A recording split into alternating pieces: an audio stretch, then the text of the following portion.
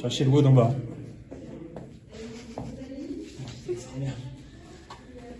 Bonjour à tous, on se retrouve pour notre...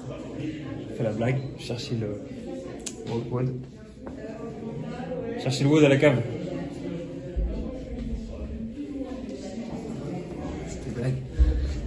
Bonjour à tous, on se retrouve pour un WOD Hero Workout Leslie AMRAP de 35 minutes. Vous allez devoir compléter un maximum de tours de ce tour-là. 24 jumping lunges, 24 hollow rock, 24 air squat, 24 sit-up et 24 burpees.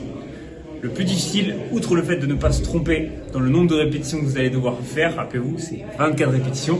Vous allez devoir enchaîner un maximum de fois des mouvements au poids de corps et essayer de ne pas perdre le rythme. Tentez de ralentir sur certains mouvements au bout d'un moment, comme sur les burpees.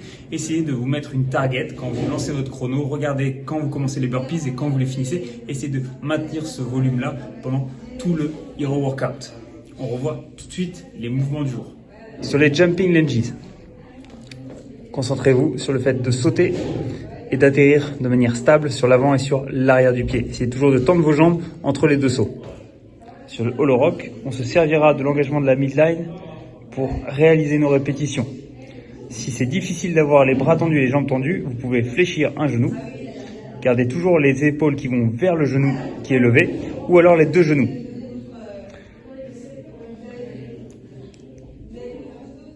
Pour le air squat, on se concentrera sur le fait de revenir dans une position bien droite avant chaque réengagement du prochain air squat. Regardez bien sur le retour, on revient sur une position complètement droite. Ne restez pas avec les épaules vers l'avant. Pour les sit-up, on viendra bien toucher derrière la tête et devant les pieds pour conserver une amplitude complète.